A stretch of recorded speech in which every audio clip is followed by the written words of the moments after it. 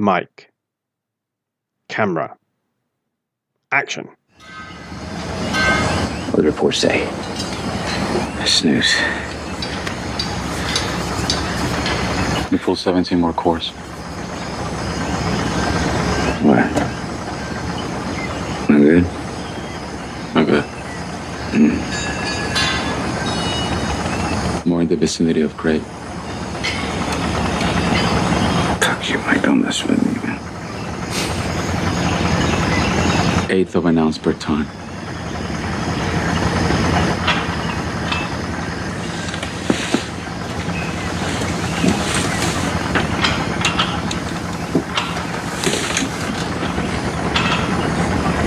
Eighth of an ounce per what?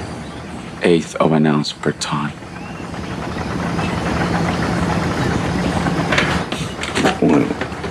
What are you saying, Mike? We gotta strike him. We gotta go, Mike. We gotta go, Mike. We gotta go, Mike. We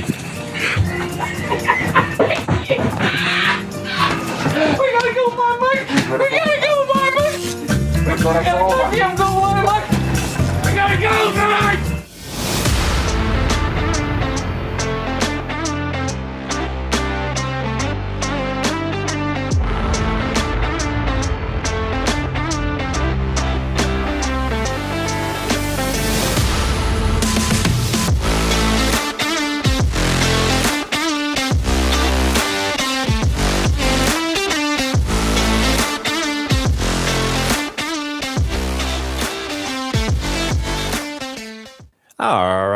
All right. Welcome back to the Filmography, the show dedicated to watching every credited film from an actor's complete back catalogue from past debut through to present day in chronological order. Each episode, I'm joined by an esteemed guest to watch and discuss the next entry from the Focus Filmography. I consider how it ranks amidst their career and whether we can trace any typecasting trends or topic traits or theatrical tics. Today, I'm joined by Mr Pocket Marckoguy to discuss McConaughey's performance in Stephen Gaghan's Gold from 2016. We watch, you listen, and hopefully watch along too. Evening, mate. Thank you for making the time again to chat. Is this title appropriate? Is this a gold star movie? What do we think? Let's launch straight into it. Matthew McConaughey, he's gold always. Is the movie gold? I think it has golden aspects, but the overall thing is more, I don't know, bronze, iron. Yeah, I think that's fair to say. I mean, we'll get into the nitty gritty of why, won't we? But this is one I knew very little about before watching it. I can't even remember seeing a trailer or there being any hype about it when it was released. What about you? Like, did you come to this with much expectations or knowledge? Not much. I do have vague recollections around the time it was supposed to come out, like some of the early marketing images. Like, I have sort of a vague memory of like there's a shot of McConaughey talking to Edgar Ramirez in a scene, and you see that balding head on, and I was like, "What is going on here?" And that had me intrigued, and then I just never got around to it. It feels, that's a great way to put it. It feels like it's one of those films that perhaps, he's, is this another awards attempt because he's going through the body changes and the changes of style and they're getting into another true life story. Like the intrigue's there, isn't it? But it feels like it's one of those classic movies of like, I'll get round to it when I get round to it. And then 10 years later, you and I are getting around to it because we're doing it deliberately for this. Yeah. I mean, it's one of those that everything is sort of poised to be kind of a big awards contender because you have McConaughey, who's relatively speaking still on a streak from the McConaissance. It's directed by Stephen Gaghan, I don't fucking know anymore, who is like an Oscar-winning writer. And you have a real cavalcade of character actors among the cast. And of course, an interesting, inspired by real events story. But somehow it just never hit that peak. I think that's the right way to put it. Everything is fine. There's nothing bad per se about this movie. McConaughey is actively good. Bryce Dallas Howard is actively good, I would argue, in this as well. what for me feels like an early-ish role for her. I was quite surprised to see her in such a prominent role in this movie, not because she's not capable, she's very capable, but because I thought she was still sort of building her career at this point. So it was good to see her, and it was a bit of a nice surprise. But the story, the direction especially, the story is a little bit cliched and predictable, and the direction is pretty flat, I would say, despite an attempt to be kind of frothy and fun. Yeah, and that makes it sort of clash in a weird way, because there is a weird mishmash of tones here, because you have this story about this sleazy borderline scam artist, which should be quite dark and serious, but then it's also popping in ways that almost reminded me of like the Ocean's movies at times. And it makes it hard to know how to feel, because it's like, should I be disgusted by this? Should I admire this guy? Should I have fun? Should I be disturbed? Like, it never meshes in any sensible way. I think that's a really interesting point. It was one of my key things I wanted to talk about was the tone, because yeah, as you said, like Oceans, obviously the Wolf of Wall Street is a touchstone for this 100%, not just because McConaughey's in it, but that kind of classic rags to riches story, but with a problematic character at the center. But it sort of feels like it should actually be more like The Big Short. It feels like there should be something that is got consequence to it, whereas right to the very last scene and the very last shot, this doesn't feel like it has the weight of gravitas, of gravity, of importance of what's happening in the story. And a lot of people were really badly affected by this, and yet, oh well, McConaughey wins, or the character McConaughey's playing, of course not McConaughey, Kenny Wells wins, so happy days. Yeah. But that's often how it goes, isn't it? The rich fuckers who screw us over, they still win even when we think they lose. Well, good point. Yeah, perhaps it's accurate to real life. I guess maybe just let's not celebrate that. Let's kind of condone that a little bit. Maybe. Like I said, it's such a strange mishmash. And I want to run something by you for a second here. Please. Structurally speaking, to you, did this also feel like, say, a miniseries that was condensed into a 2-hour movie? Yeah. Because there are certain like breakpoints in the story where I'm like, oh, this feels like it's wrapping up, it's ending. Oh, wait, now we're going into something else. Okay. And it did that multiple times, feeling like almost episodes in a weird way. We spoke about that when we did Free State of Jones. I think this has the same feel, as in almost it's too long for a movie, but I actually need it to be longer in order to tell this story. Like by the end of the film, I kind of wanted it to be done, but actually at the same time, I wanted it to be longer in order to delve into the story and the characters. And yeah, I agree with you. I think, a 3 to 6 episode limited series run with each one, an hour-ish long would probably suit the scope of the story better. Yeah, because this is also set over a number of years. And if you made it into an actual show, it would probably allow them to really flesh it out and even have the disparate tones feel like they flowed more naturally. Because as it is, it feels like a bit of a rush job when they squeezed all of this into it. Yeah. There's so many subplots that kind of are hinted at or go nowhere. Ideas like it feels like when Mike, who is the, I don't know what you call him, he's the geologist, the gold finder, I don't know, who works with, that's Edgar Ramirez's character, who works with McConaughey's Kenny Wells. When he first meets Kay, Kenny's wife, played by Bryce Dallas Howard, it feels like, are we going to get some tension here about their relationship? Is it to do with jealousy of like how much time Kenny's spending away? Or it feels like in that initial meeting, there's a spark there between them, and what's that going to mean? Goes nowhere. This subplot about getting like investors and trying to get away from the New York banking side and getting in with the Indonesian side, again, like feels like there was probably multiple episodes there and what's going on with those characters. And again, it happens in about 10 minutes of the movie, doesn't it? They go on one dinner, he strokes a tiger, and then it's done. You're right. Rushed is the right way to describe it.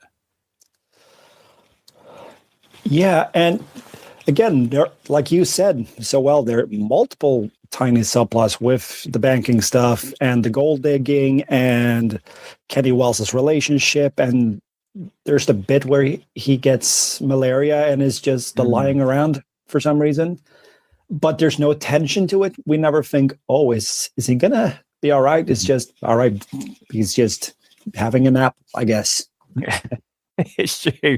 And actually, the clip I was thinking of using to intro the episode was the bit just after he wakes up from his malaria nap. Because it's, we found gold. It's kind of perfect to explain that point in the movie. But yeah, there was no dramatic weight to that at all, was there? It was just him kind of laying on a camping bed for a couple of nights, and then we've hit it rich. Yeah. Which, as you said, is surprising considering the quality of Stephen Gaghan that we know from before, considering, as you said, he's an Oscar winner. He obviously wasn't responsible for writing this. This is a script that had been written years before based on a couple of books that had finally come to him. It went through a couple of people's hands before it got to him, which I don't know if you read, and perhaps we can talk about. But it feels like somebody with his talent that perhaps got hold of the script would be able to make it a bit more meaty, would be able to do something with it. Yeah, I've seen people suggest as well, maybe you would have needed like someone with a bit more of an edge to their style to make this, like a Scorsese or Oliver Stone or something like that. Which maybe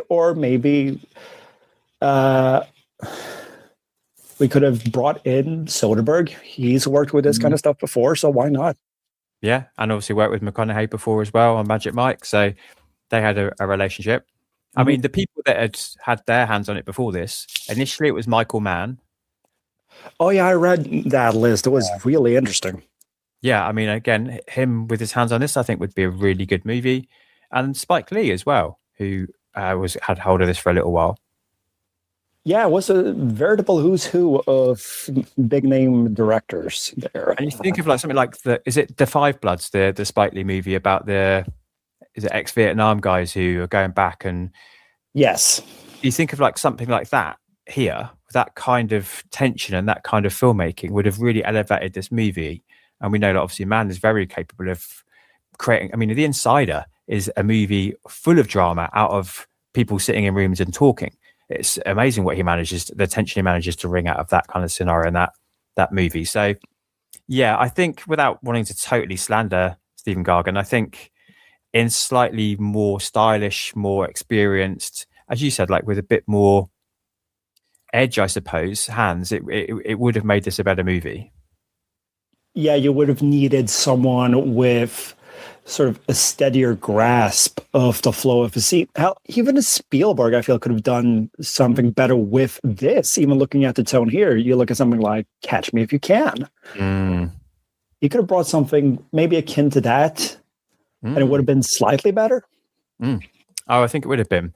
We're being kind of critical, but I think both of us agree, there are things and we will get onto them, the things that are enjoyable about this. But it feels like a missed opportunity, doesn't it? And perhaps sometimes that's the most frustrating thing of all. Films that are fine when they could have been a lot more. You see the potential, but the potential is never properly reached. You can see where they do things right. You can see where they were close to really nailing something, but not quite. It's a bit annoying. It is, isn't it? Yeah, I agree. And I think this is a prime example of that, where there really was the opportunity to do something that managed to be an enjoyable watch, but also managed to have something to say. And I struggle with this movie in that I don't feel like it really has anything to say, as well as the fact that there's these missed opportunities. I don't understand what we should be taking away from this come the end as well. Yeah, I think it started off well enough. I think the first 30 minutes are quite good in setting up a lot of the elements and a lot of the ideas, but it's what comes after where I think it starts crumbling a bit. So as we're getting to meet everybody, learning their roles, the Kenny kind of on his quest, first act, I suppose, isn't it? Like he has this strong belief that, he is meant for something. you're right. That is a very kind of classic story where we can really get behind the character, isn't it? And that bit does work. It's almost as if once they've struck gold, as you said, the film unfortunately turns bronze.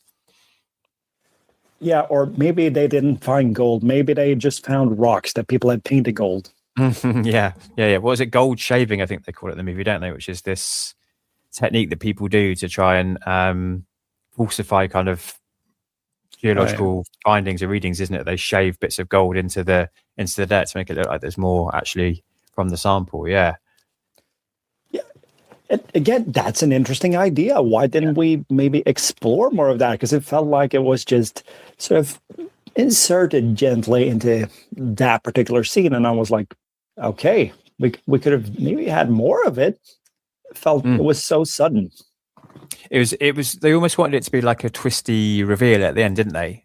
And the end gets a little bit like, here's this reveal, the gold shavings. Here's this reveal, like Mike disappeared. Here's this reveal, maybe he's not dead after all. It's a little bit try hard, I think, in that final third as well, in terms of like it thinks it's got you and you're going along with these like whoa moments, but actually for me, as I said, I was starting to feel a little bit tired of the movie by that point. Yeah. It's one of those things where, again, I see all the ideas. I see all the different puzzle pieces, but they never properly come together, or maybe there are pieces missing. And I wish we would have had more time with each scene to really flesh it all out. Like at a point, some ways into the movie, we get introduced to this South African character played by Bruce Greenwood. Oh, he was South African. It was hard to tell from the British, Australian, South African accent. Yeah. At first I thought it was British, but after a few seconds I thought, oh no, wait, I think he's trying to be South African. Yeah, I agree. I usually love seeing Bruce Greenwood and stuff, but here it was a very weird performance. But like he is kind of dicking Wells around quite a bit. And again, an interesting subplot that you could have done a lot with in like 1 or 2 episodes. It's undercooked. Yeah, that's the nice way to put it. His character's like this big, successful, like kind of, I don't know what a comparison would be. I guess he's the Elon Musk of gold, isn't he? Like he's the guy like everyone turns to. So he should be that kind of slimy character you hate, but he is playing it, wanting to be charming. Yeah, it's a very odd performance in the midst of this film. I don't know if it quite fits, as you said, back to the tone issue. I don't know if it quite fits in the tone of the rest of this movie. This is where kind of the Wolf of Wall Street stuff comes in, where like in that movie, for its faults, and I think it has more than other people do, perhaps. The tonal shifts and the larger than life performances work in that. Whereas here, this kind of, I think, is meant to be a broad performance, just feels out of place in the movie. Oh, yeah. You would have needed him to play it maybe a little more low key at points, try to be slightly more, I guess, menacing, for lack of a better word. But we never quite got that. And again, other characters are introduced. They seem to have interesting roles, and then they do little to nothing with it. Yeah, it's true. Yeah, I mean, we've got, who else have we got? We've got Toby Kebbell, who's the FBI agent. I think we need to talk about that. Me as well. Yeah, Toby Kebbell, Corey Stoll, as I wrote in my notes here, Bill fucking Camp, Craig T. Nelson, Macon Blair, a lot of heavy hitters. Corey Stoll was in it, isn't he? Like Rachel Taylor pops by for 2 scenes, one just to get her in a jacuzzi. Yeah, there's a lot of people in this who are names and were either up and comers or have gone on to be, successful. Stacey Keach is in it for like a couple of scenes as well, isn't he? He's always an interesting presence. So you're right. Again, we're back to the same thing, and we don't want to keep repeating ourselves, but I think we keep coming back to the same point where we needed more. We needed more with these people, we needed more with these characters, we needed more chance for these actors to shine in the roles they've been cast.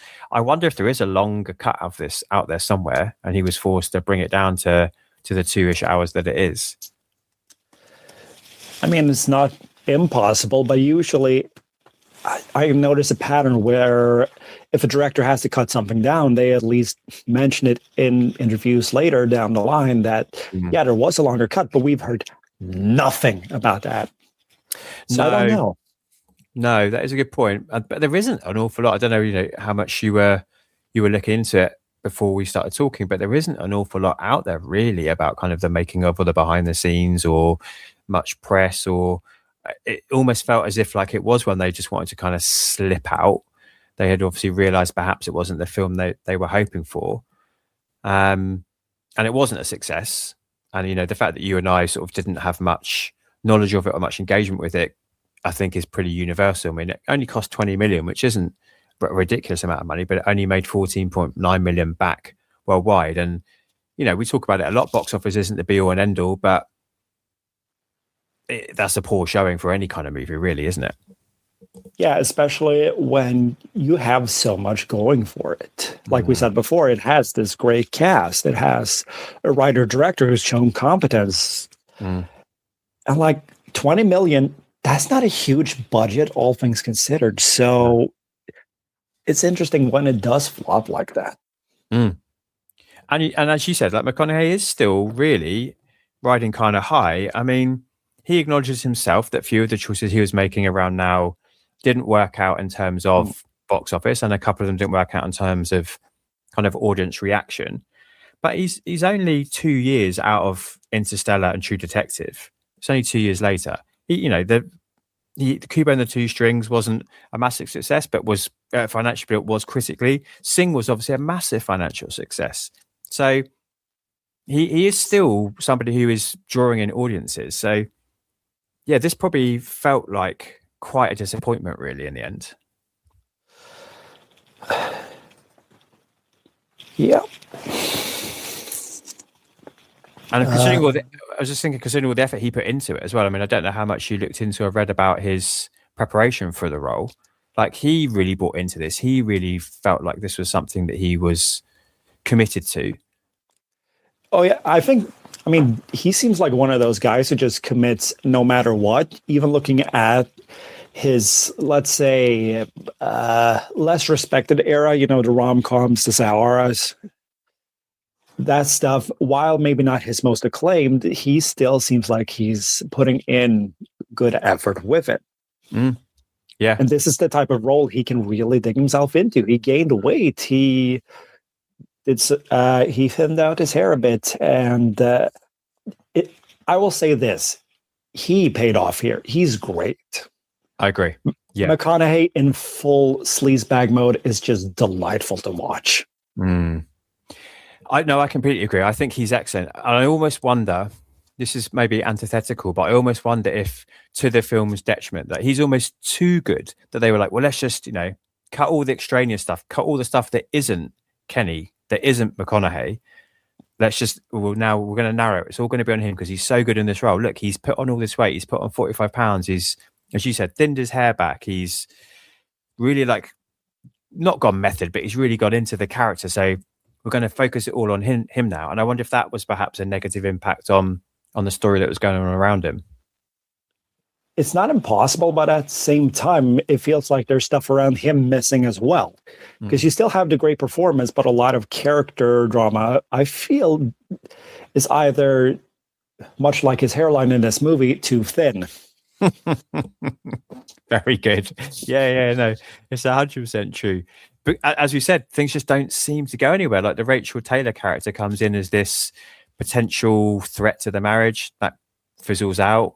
The actual kind of issues between Kenny and his wife, the Bryce Dallas Howard character, Kay, never really goes anywhere. She just sort of disappears out the movie for the last third, doesn't she? Only to sort of arrive again back in the wrap up. So yeah, it's all just thin and undercooked. These words you've used are absolutely right.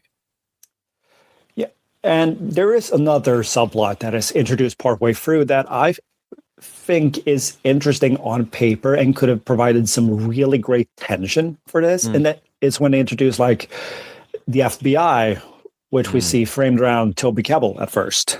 I didn't know he was in this, so that was weird.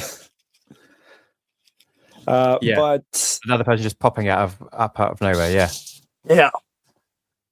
And when we see it like that, he's talking to the FBI at that point. I'm like, oh, here's something interesting. Oh, we're not doing anything with that. Cool. Okay. Yeah. And it's, again, to back up what you said before, it's weird structurally because the movie starts with voiceover, doesn't it? It's McConaughey, it's Kenny Wells giving voiceover of like kind of talking about his life with his dad. And we see a little bit of that and like why he's so driven to try and keep the company alive and be a success is to honor his dad. Played by Craig T. Nelson in a very kind of, that's where they've got the hairline for McConaughey's character moment. But then we then realize, as you said, about halfway through, the reason for the voiceover is because he's giving these interviews to the FBI. But it's a very weird way to frame that, as in like, until that point, I was wondering like, why have we got this voiceover? I'm not sure we need this. And then we bring that in, an hour in, 50 minutes in or something. So I was like, oh, I understand it now, but I'm not sure that choice works. What did you think? Yeah, absolutely. I didn't even think it was connected to the FBI stuff at first. It was sort of only towards the end that I realized, oh, those things are connected. I thought the narration was just kind of lazy at first because someone didn't know how to write in decent exposition through regular storytelling. And that is the problem so often with voiceover, isn't it? Is that it does feel lazy. It feels like we're doing this because it's just the easiest way, isn't it? And I think you're right. For the first third, well, not that good section we spoke about at the start, but those moments when the voiceover is coming in, it does feel a little bit like, okay, it's the easy option, or it's the dumbed down version for people that aren't getting it. It's for the people who aren't paying attention. Yeah. It does feel a little bit like that, doesn't it? And then, as you said, even though it comes back around to, now we know why, that this is the bit that you said, sorry, like it doesn't go anywhere anyway, because the FBI just kind of go, oh yeah, well, that's the story. Off you pop, off you go. So any potential dramatic tension built there is completely dissipated as well. Yeah, you should have had him sort of woven more out throughout the story, sort of quietly poking him a bit, like a sort of constant investigation, like a looming sort of threat to Kenny's existence and business. That would have made for some interesting suspense, some interesting drama, force him to think in interesting ways, but they just do nada with it. And that would have worked in the way, great reference point that I hadn't thought about, Catch Me If You Can, that cat and mouse sense, or that, like two sides. We don't need that here, but the idea of like the growing sense of like, are they getting closer to getting Kenny? And it would have got us invested in the story. But even something else that McConaughey's been in, True Detective has the framing device of them being interviewed by the detectives in the, the present day, quote unquote, section. And that works brilliantly there, in that it's there as a device to help parcel out the information to us as an audience, but through this framing device. And it's done perfectly there. It does work when it's positioned correctly and it's being done in order to reveal things at certain key moments that are important to the telling of the story. Here again, it just feels, poorly structured, poorly thought out, really. Poorly structured, poorly thought out, quite shallow, really, because we never really get into the weeds of any of it. I think they try to explain a lot of the business throughout the movie, but even then, it doesn't feel like I really understand properly what's going on there. Like, what's this character's role within the industry? How are they connected? What's going on here? What do these numbers mean? Blah, blah, blah, all that. Yeah. Once we get into kind of the Wall Street stuff and their attempted takeover and wanting to facilitate the growth of the company, I do start to get a little bit lost. That is not a world that I really understand. So I do need some shorthand. I do need some help in what all of this is going on here. Absolutely. And it doesn't do enough there, which I guess is slightly ironic, considering you and I were just saying, don't dumb it down for us, but also do make it accessible, right? Yeah.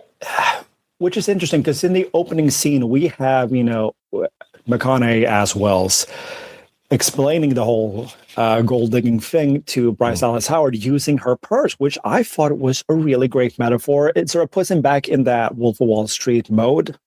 Yeah. Really well written, snappy scene that we could have used more of that energy throughout, and it's just not. It's like the Interstellar page folding moment, isn't it? It's like that classic, let me tell you what a wormhole is. We fold a bit of paper in half and we put a pencil through, and like we need that shorthand to have complicated things explained to us in a way that we can easily grasp.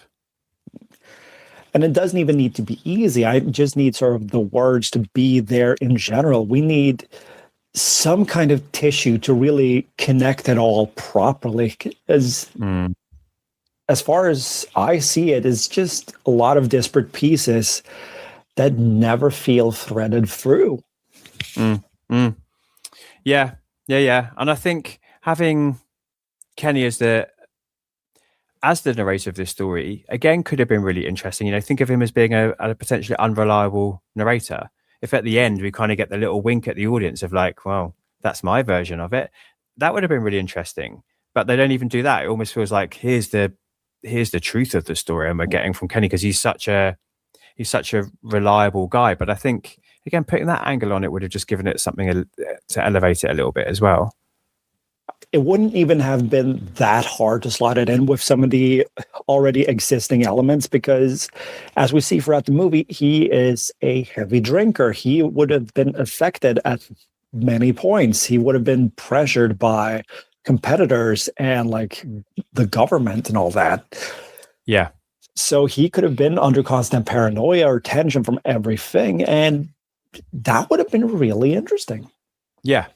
He's also an embellisher, if not a bullshitter. So, do you know what I mean? Like, so many of these things that happen, the malaria, the tiger, the Mike, isn't he dead?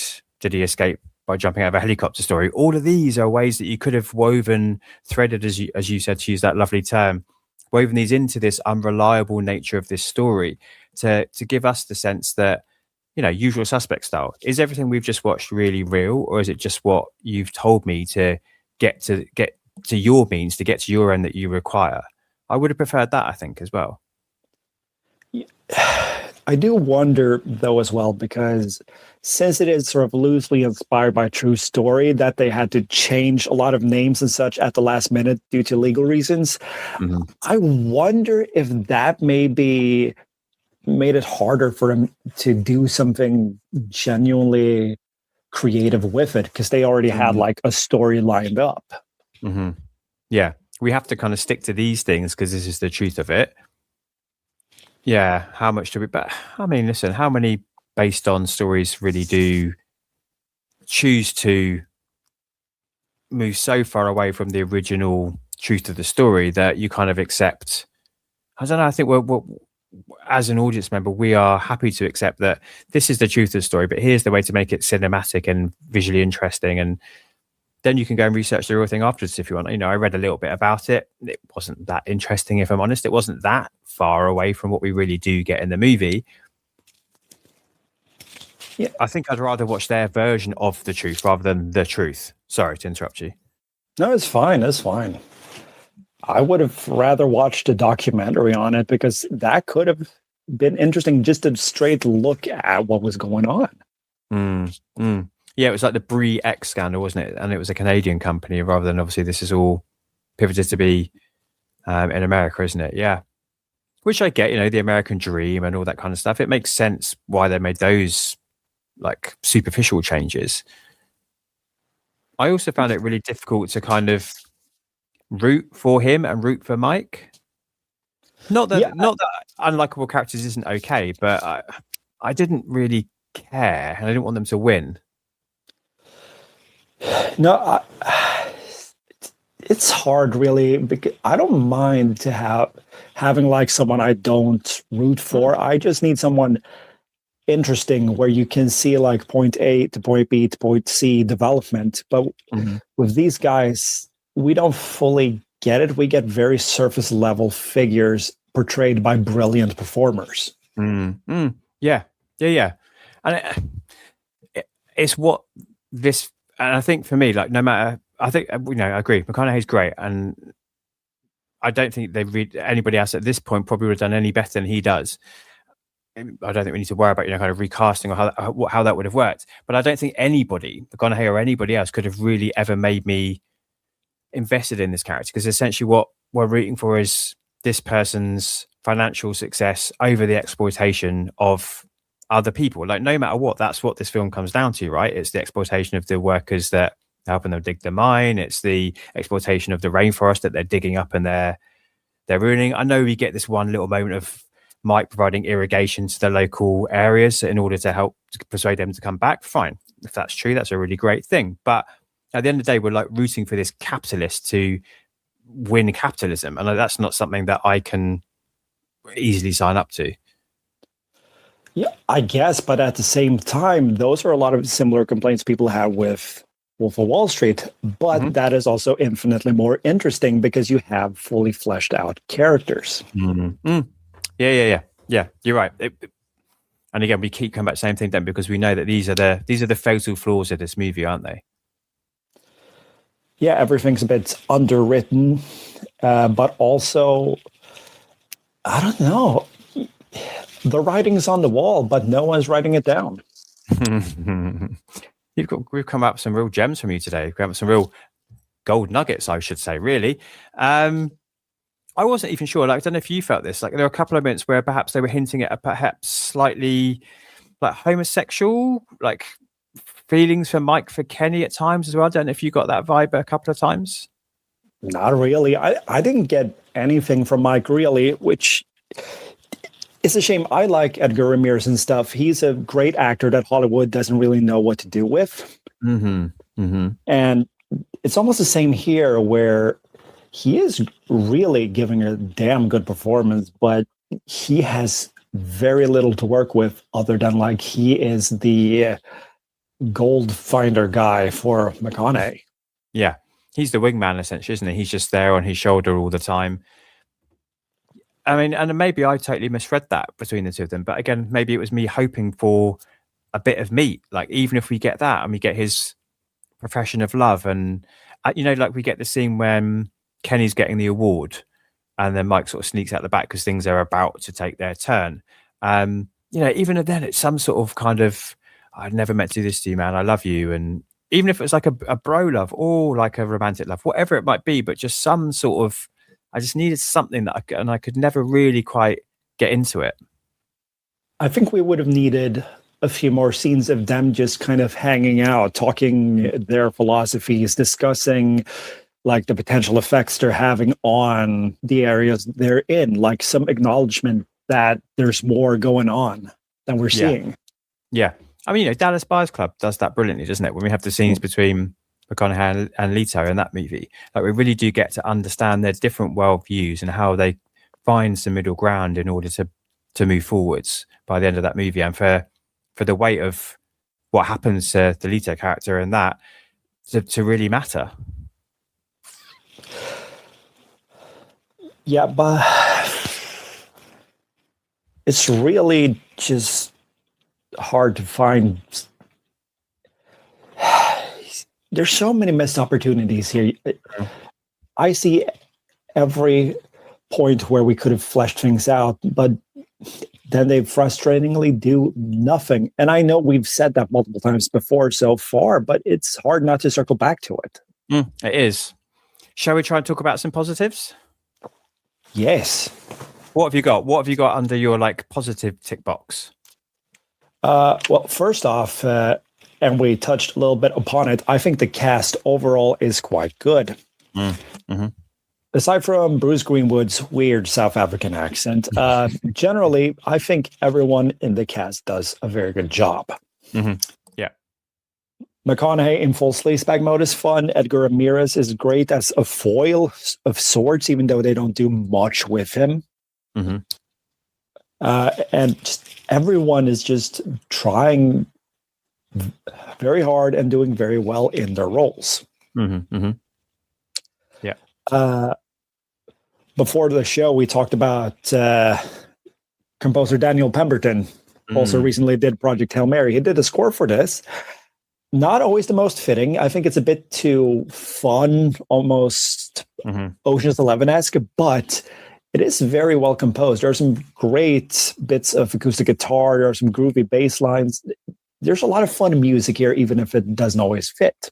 I particularly liked after their initial success and the funding, we get the classic montage, don't we? And we've got the kind of montagement of everything coming together. I thought the scoring there actually reminded me of the Dust Brothers Fight Club stuff a little bit, but I thought the music there from Danny Pemberton, and I thought the editing actually there was really, really good. It felt very Scorsese, Thelma Shoemaker like stuff. They're leaning into that on purpose, I think, but that was a section that really worked for me. Yeah. Again, the editing, I would say, is also quite good. I don't know if it's quite as befitting to the story as it maybe should be. Again, it's that whole thing of you have a relatively serious story and they're playing it very snappy, very fun, very heist-like. And it's not that kind of a story, I feel. Yeah. It's one thing if you're stealing a lot of money off a casino, but if you're stealing a lot of money off blue-collar workers who are putting their money into shares that make you rich and make them poorer, that doesn't quite have the same joyful energy, does it? No, very much not. Then you also have Robert Elswit doing the cinematography, which it generally looks quite nice. It's a good-looking movie. It is, yeah. The stuff in the Indonesian jungles look great, don't they? They're lush, they're green. The vistas look really good. That initial shot when they first arrive at the kind of area where they're going to dig is really well done. Yeah, I agree. Yeah, and some of the stuff in the bar where Bryce Dallas Howard's character works at, there's some really nice lighting in those bits that I thoroughly enjoyed and I think would work for the story as well. Yeah. A really nice contrast, actually, isn't it, between the expansive, lush green and then this kind of dark, dingy, like shadowed interior. Yeah, definitely. I will also say this: I was never really bored with it. I was always sort of interested in what was going on, even if it wasn't strictly great writing at most points. Okay, that's good to hear. So you did feel like it took you and kept you invested all the way through? I would say so. I wouldn't say I was hooked per se, but I was interested. It was kind of a fun experience in that way. Which is weird to say when you're watching a movie about really, really terrible people doing terrible things to other people. Yeah, but again, we keep coming back to the same reference points, but how many people loved and still love Wolf of Wall Street? And truly terrible people doing truly terrible things in that movie.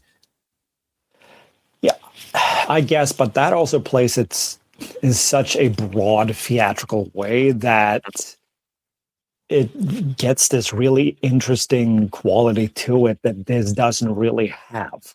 No, but and as you said, we're circling back. It's a tone thing again, isn't it? It's just not quite knowing where to pitch itself. No. And again, early on, I think the lighter tone quite works as we're setting up all the pieces for the story. And then you could have gone like darker and more serious, which they do kind of at points, but then they really back and it's sort of this fun, almost caper-esque movie again. And then it gets a little dark, like it doesn't flow naturally. Structure is a problem. Tone doesn't flow naturally. I agree. Like we introduce elements that we drop or don't develop enough. We bring in people who we don't use successfully. Yeah, all of that's true. I can't agree more that the first third is definitely the strongest part of the movie. And for the first half an hour-ish, 40 minutes, I guess, I was in and I just started to wane and my tension started to be lost and I lost investment, if I'm honest, by the end. Yeah, that is completely fair. And again, by the end, I was kind of out of it as well. Everything else before was watchable, if nothing else. Yeah, it was. And, to circle back to our guy, like, we can't say enough. McConaughey himself is absolutely the bright spark of this. And I get the appeal to him. I can see why on paper he thought this is another good move for him in terms of all those reasons we've laid out of the content, the based on the true story, the chance to lose himself in a character again. I'm sure he enjoyed eating all those cheeseburgers and drinking all that beer and milkshake to prepare for the role. But even like there's elements of the character that from reading his autobiography, I get like this sense of a son's admiration for his dad and wanting to do things for his dad that he's lost at an earlier point in his life. We know that happened to McConaughey. He lost his dad. This sense of like going on a great adventure. We know that's kind of part of his character, is that he just takes himself off on these trips every now and then. He did it after A Time to Kill. It was, what should I do with this newfound fame, this newfound success? Oh, well, I'll go off on a trip down the Amazon and, you know, live life in a different way and not let this become who I am. So I get it. I think he probably sees some of himself in the character of Kenny Wells. I think there's probably some characteristics that he recognizes, and I can get why he'd want to take on this role and perform as this character. Yeah.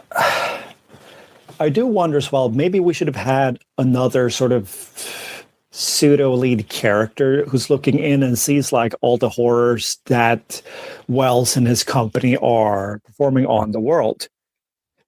Someone who becomes our point of exposition almost, sort of like Elliot Page in Inception. Someone who comes from the outside and looks in to the shit going on.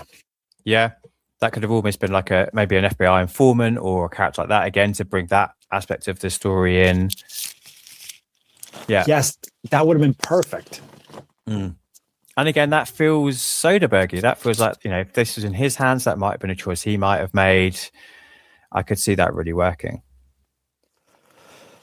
Yeah, and we know, I know he didn't write it, but Stephen Gaghan, who directed this, he wrote, to bring it back to Soderbergh there, he wrote Traffic, which covers a lot of ground, a lot of interesting criminal elements, a lot of corrupt business.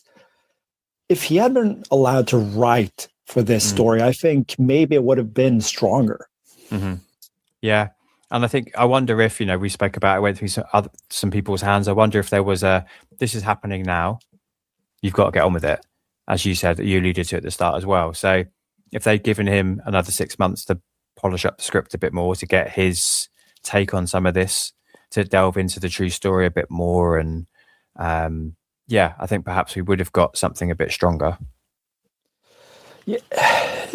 And as well, I don't want to slander people too much, but the listed screenwriters for this, they're sort of more journeyman writers for like TV and such. So I wonder if maybe they shouldn't have been the writers on this.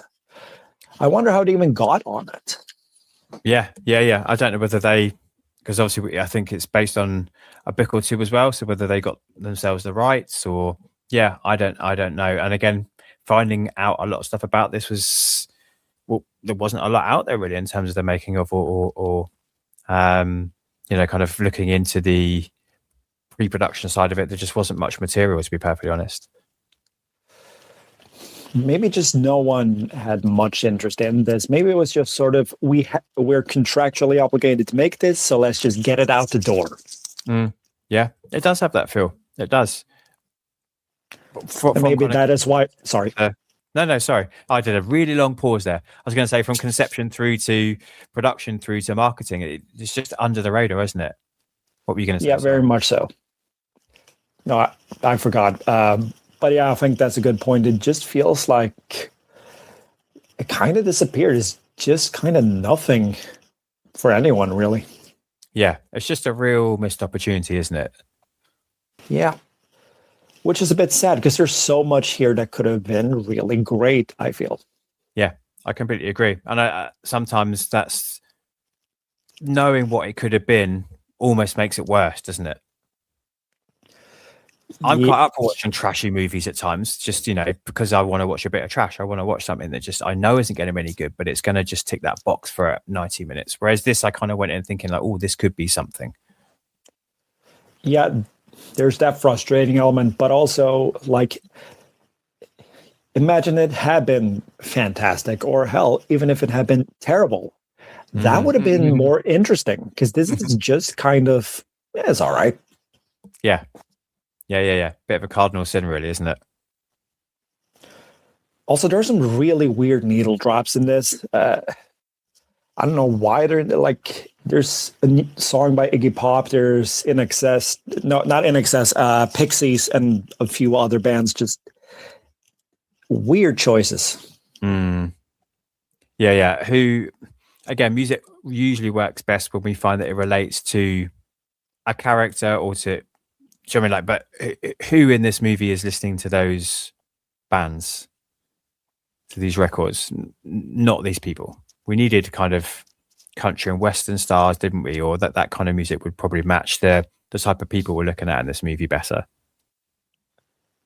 Yeah, or maybe a bit of like jazz, or I feel like, say, My Way by Sinatra would have been interesting because there is a bit of ego to that. There's a bit of ego to the characters. That would have made for some interesting dramatic irony.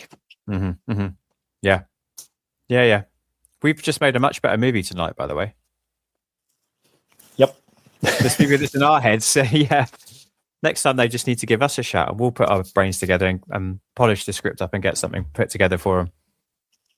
Yeah, I'll get the camera and film you in the backyard. Yeah.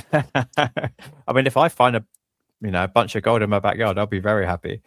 Anything else you want to talk about before I delve into some letterbox reviews? I mean, there's not really much else we can really cover with this.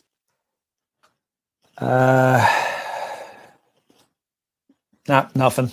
I got nothing. Fair enough.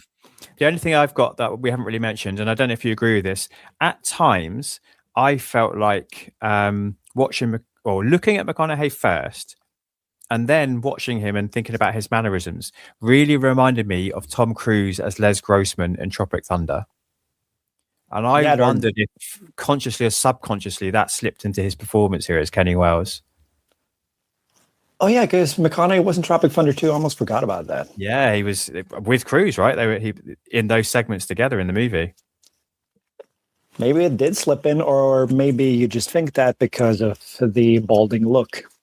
Yeah, I mean, yeah, very much. It was led by the look. And then when I was watching it, I was thinking, like, I can't get Les Grossman out of my head. There's something about his mannerisms and his movement and his body language. And I've spoken about that in a lot of the podcasts recently, that he's lost all his McConaughey tics. He really is getting into the character and he is becoming the character in his performances. And I think he does that again. But for me, this character put in mind Les Grossman. Yeah, Les Grossman with, like, I don't know, hints almost of Denzel in American Gangster. Oh, interesting. Not quite as cool, but I get some of those sort of businessman vibes that he brings in that. Yeah, that's an interesting shout. Again, much better movie. Yeah, this is just reminding me that there are better movies on my shelf that I could be watching. Oh, I'm sorry to put you through it. I will say, though, much more pleasant experience than last time we spoke. Than Paperboy, yeah. Yes. Yeah. At least it's on the funner end of the scale than that movie was. At least this one didn't feel baffling. Yeah. You've not been very lucky with the films I've got you to cover this McConaughey season, unfortunately. In that regard, I guess, but at the same time, I feel lucky that I get to talk to you. I appreciate you, mate. Thank you very much. Shall we see what some letterbox people think? Let's see. Okay, JC13, they say, the trailers for Gold didn't entirely sell me on it, but I was still interested for Matthew McConaughey. I'm a big fan of McConaughey, and there's no surprise that he gives a very good performance here. Unfortunately, the film around him is pretty poor for the most part. It all just felt so bland and lifeless. The basic story is nothing new, but that doesn't necessarily make it a bad movie. The problem with this one is that it's no fun. Sure, it has a few good scenes here and there, but for the most part, I found it kind of boring. Without McConaughey's strong performance, this film is nothing. Even with it, it's not very good at all.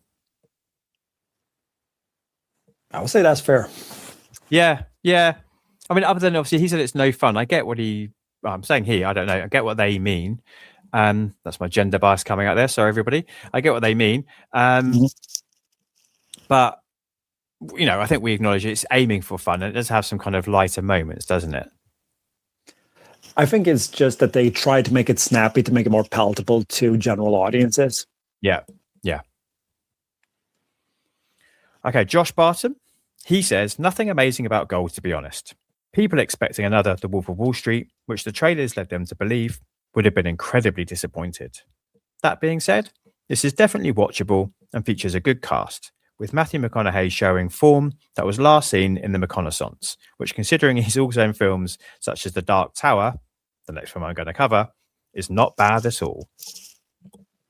Yeah, that's, again, fair. Yeah, I mean, I think he's obviously watching that retroactively, like he's watching that a bit further on to McConaughey's career with the tone of that review, but I have got some duds to come. Yeah, we're out of the McConaissance now. I think we are. Yeah. One more? Sure. Short and sweet. Wasco says, Matthew McConaughey killed it as usual. Other than that, it was okay. Which, short, sweet, and to the point. Yeah, there's what we said in 10 words that took us 54 minutes. Oops. Surprise us, mate. Surprise us. Do you think in his filmography, this is a classic? This is only worth catching, or really, is it just for crazies like us that are completists only?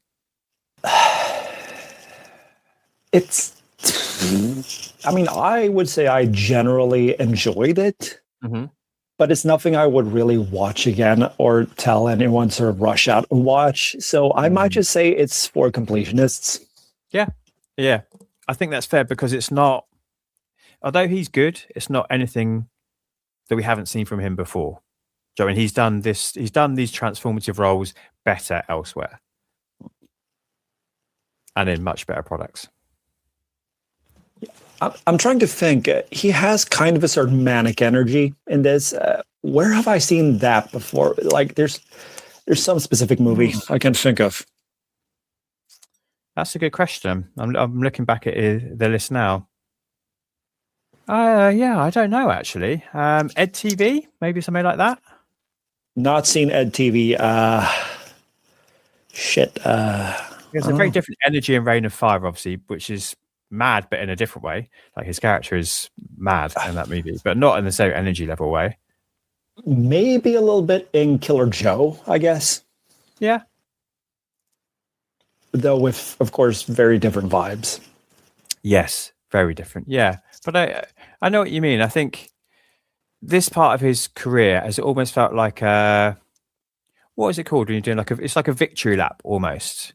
Like some of the things he's doing right now feel almost like, I know I've been doing the McConaissance. I know I've found myself again. I know I'm doing well, but it's almost, I don't know, like with some of the films we mentioned, a lot of them are in other things that he's been in. So it's almost like a greatest hits, this movie, with it being much less good. Yeah, I think that's a pretty good way of putting it. He's in the good graces of everyone. He's out of the rom-com swamp, and now he's just taking any semi-interesting roles he can get. Yeah, but he's not quite figured out the next. And I think we're coming into it now. I think we're into stage 3 of the McConaughey career, aren't we? We've had the rom-com era. We've had the McConaissance. I think like now being the lost bus and kind of forwards, we're kind of into stage 3, I think. So yeah, hopefully he's got some more good ones for me to cover coming up in the future. I'm sure we'll find something. Definitely. Well, thank you so much for your time, mate, for what you've put in watching and for discussing this. I think we managed to get some really good, interesting conversation points out. Something which really was kind of bland and predictable and formulaic. I think we managed to do something with that. Yeah, a bit bland and a lot of missed potential. Yeah, definitely. But I appreciate you. Appreciate you too. Although the film was little more than gilded, the conversation was, of course, pure gold.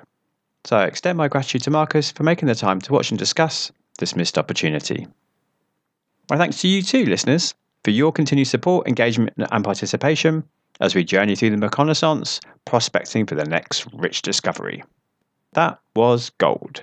Next up in a fortnight, I'm going to be joined by Scott Weatherly to discuss Eminem's performance as Walter Paddock in Nikolai Arcel's adaptation of Stephen King's The Dark Tower, for those that are watching along. Until next time, be excellent to each other and make sure you take the time to treat yourself too. I am Jack signing off. Yippee-ki-yay, movie lovers.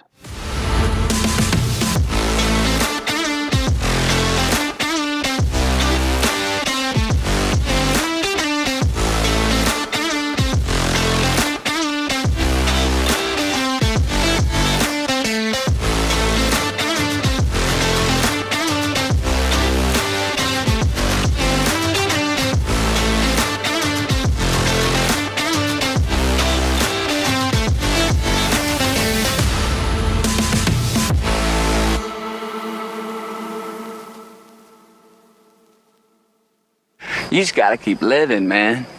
Livin. Cut.